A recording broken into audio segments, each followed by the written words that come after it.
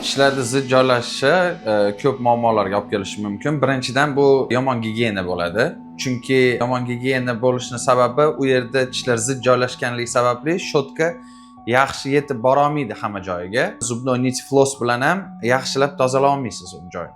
Bu birinchisi. Ikkinchisi, stiraymiz oshib ketadi. Nimaga? Chunki nepravильный prikus bo'ladi. Ko'pincha zid joylashgan tishlarda prikus noto'g'ri bo'ladi.